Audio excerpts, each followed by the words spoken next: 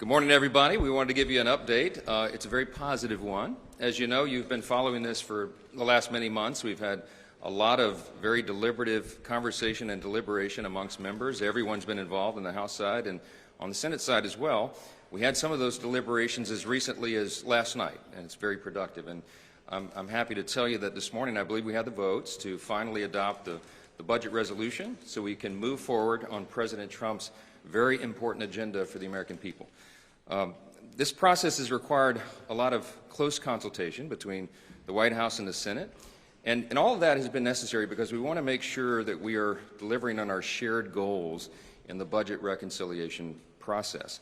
Our big, beautiful bill has to reflect all of that, and so it is big, and it involves a lot of areas of policy, and so it requires a lot of close coordination.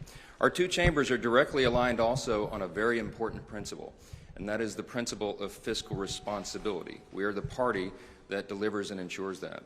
So we have a number of aims here. Our aim is to deliver on our promises in this big, beautiful bill regarding things like border security, and restoring peace through strength, and American energy dominance, and regulatory reform to get the economy really humming again.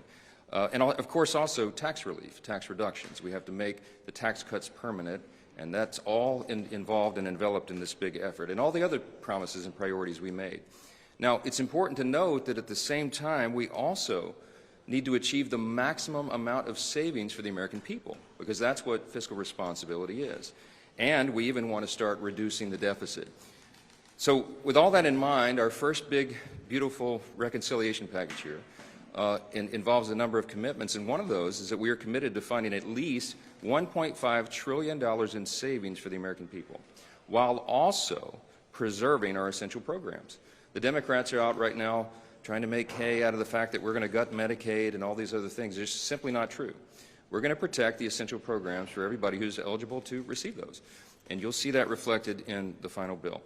But I think it's very important for us to note that we'll be looking for $1.5 trillion in savings, and I can tell you that many of us are going to aim much higher and find those savings because we believe they are there. We want to make government more efficient, effective, and leaner for the American people. And I think that will serve every American of every party, and we're happy to do that. This morning we'll take the next big step in that process, and I just want to say I'm very happy to have our partners in the Senate working so closely with us as one team, one unified team, which is very important for us to deliver on all these objectives. And I can't tell you how much I thank Senate Majority Leader Thune for his principled, steady leadership and his resolve through this entire process, and I'm delighted to yield the podium to him next. Thank you. Thank you, Mr. Speaker, and good morning.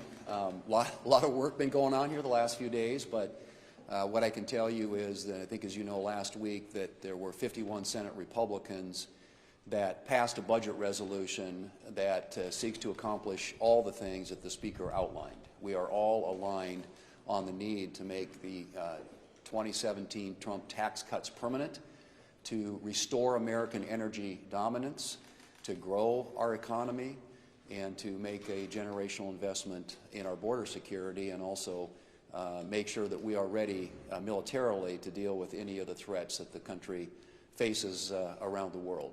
And those are all things that are addressed in this budget resolution, which is why it's really important that we act. The budget resolution, as you know, is the first step. It unlocks budget reconciliation, which is where all this can be achieved.